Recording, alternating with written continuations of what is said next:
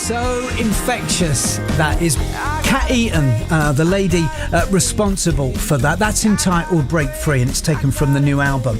When you and Nick were working on that song, you know, does it? Do you kind of get that tingle sort of straight away? You know, when you know, does that come afterwards, or that you know you've done something a little bit special? Oh yeah, so Nick came up with the start for this song, and it was just really obvious when we first played it to me that it was just really vibey and totally just infectious, like you say.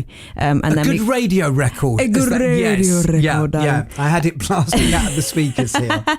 And I came up with the melody and the chorus and stuff, and just that nice sort of free falling, the melody that goes down and stuff. So it's kind of meant to be something that is driven and got energy, but also want it to be kind of smooth and nice, and it's getting a lot of love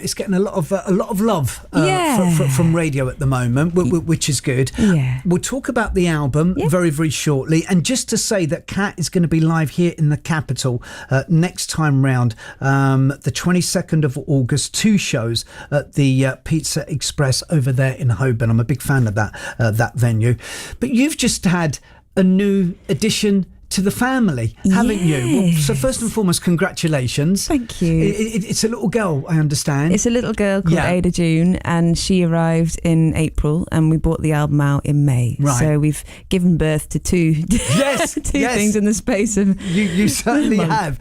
And I think Ollie was saying, I think the last time that you were in on Robert's programme, you were pregnant, weren't you? The one was coming. I was in when I was with Keris Matthews on BBC Two. That was when I was pregnant. And that was quite recently, yes, in February, I think. So that was lovely to have the bump photo and now take a picture of her outside. Well, of the you're BBC. looking very, very glamorous today. You. And you know, sort of silly question, but you know, what does her arrival, mean to you two, and how has it sort of turned your life upside down? Because it does, doesn't it? Yeah, absolutely has turned it upside down. We were preparing for her for a long time. She is an IVF baby. We had struggled for 7 years to get to where we are today. But so we had mentally prepared for her, but nothing really prepares you, does it, quite? And I struggled in the ways that I thought I would be fine with, and been okay with the things I thought I'd struggle with. So being a mother to me feels very differently to how I pictured it. And I think it's good to kind of be honest about that, because it's not an easy thing to do. So in terms of how our life is going to look with our career, because Nick is playing in my band and he's a producer and everything, so we come as a pair, so we're going on tour together with Ada and with my parents, which will be very helpful indeed. I'm loving that name, Ada. It's funny, those kind of sort of old fashioned names are kind of back in no uncertain terms. It's funny, I say I've got a little one, she's just turned 21, but the kind of running joke with us is that I always sort of say to her, I wish you could be 3 or 4 again, because that age, you've got this to look forward to, because they're throwing you these curveballs at that time, and you can really start sort of doing things. It's all good. I'm excited for that. It is all good, I bet. Listen, let's talk about this album then. What happens now? Kat, album number 3. Correct. So, tell us about, the kind of making of this album, how you would have gone about that, and what people can expect. How does it compare to your previous 2?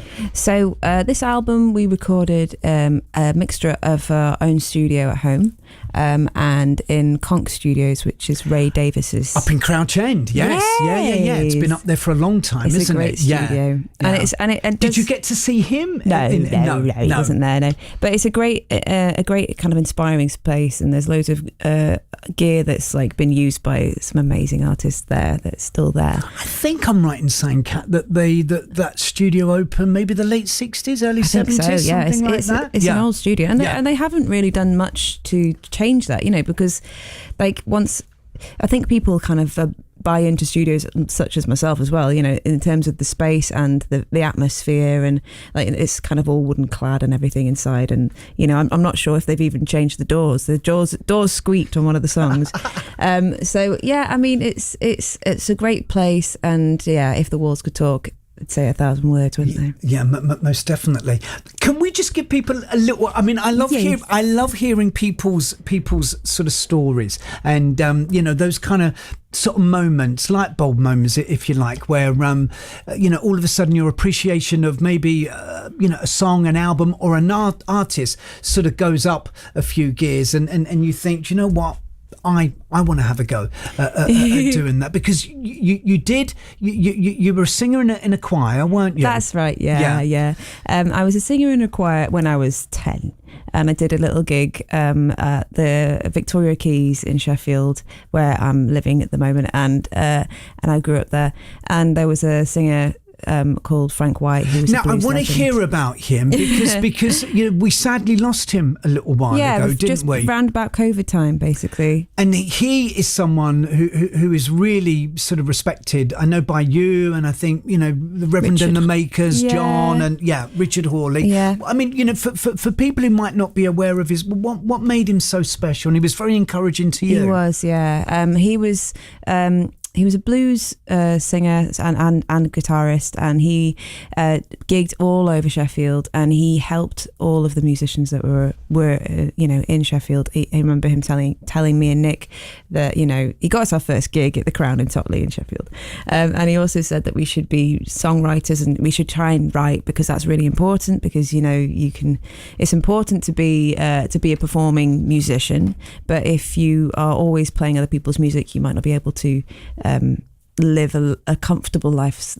necessarily. You definitely can. I feel like I'm saying the wrong things here, but you know what I mean. It's a hard slog. So writing your own material and playing your own material, recording your own material, has huge benefits. Yes, helps, opens it all up. Yeah, it does, yeah. And also just in terms of, therapy for yourself. Yeah. Writing is therapy. And if you create the art, then other people will be able to respond to that art and hopefully feel seen in some capacity. I mean, listening to the album, it sounds like, there's all kind of sort of influences kind of feeding into into what you do, what you both do. Your mum and dad were quite. There was a lot of music growing up around the house, wasn't there? Yeah. What kind of artists are we talking about? I would listen to. My dad would get the record player out every Saturday morning. We'd listen to a whole bunch of stuff. So I remember listening to Deep Purple, Leonard Cohen, Nina Simone, Billie Holiday. Wow, what a mix! And then a bit of Wagner and Mozart chucked in there. And that was always really wonderful. My mum introduced me to Joni Mitchell and Carole King. Yeah. And what about Nick? What's he bringing to the party as far as his influences are concerned? Nick made these gorgeous mixtapes for me, when we first started going out when we were 16. As in cassettes? Oh, I love that. Please tell me you've still got them, Kat. Yeah. Good. Of course. Yeah. Can't throw these things away. I've got boxes of cassettes under the bed in the spare bedroom. Yeah, with handwritten bits on the back. It's gorgeous, isn't it? Yeah. So he got me into Clapton and Stevie Ray Vaughan and B.B. King and all those blues legends, guitarists, him being a guitarist. So it was lovely to be able to share that. And you've played with some amazing people along the way, haven't you, as well? Give us a taste of some of the greats that you've toured with. Well, we've managed to support Jools Holland and Paul Carrick and Gregory Porter, the Teskey brothers, those guys, Misha Paris as well, which was great. And are you learning when you're sort of standing on the side of the stage? Are you sort of picking up? Yeah. Definitely. All the time. I mean, watching Jools is an amazing thing on his programme, but also live as well. He's a fantastic presenter and a fantastic kind of encouraging musician, very supportive of all the artists and people that are on stage, and also there's musicians. He makes a lot of space for those people. And, he's just great with the crowd as well.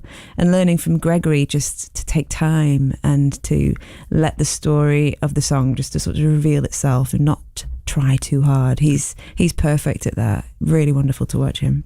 Kat, it's been so lovely. I want to play another track so people get, another example of what they can expect from the album. The album is entitled What Happens Now, and you can see Cat Eaton here in the capital in concert at the Pizza Express Holborn on the 22nd of August. 2 shows, correct. 5:30 and also 8:30. What do you get from playing live?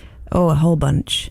I love being able to to let loose and to be passionate and to not worry. I think being on stage is one of the places where I feel mostly myself, the most of myself I can feel, and because it's such a wonderful thing playing live music. You have to be present. You can't think about the past. You can't think about the future. You're just there in that moment, and hopefully everyone in the audience can be in that moment with you. Listen, you have a fantastic night. That again, the 22nd of August, Cat Eaton at the Pizza Express in Holborn. There's 2 shows. We're going to play Kings and Queens.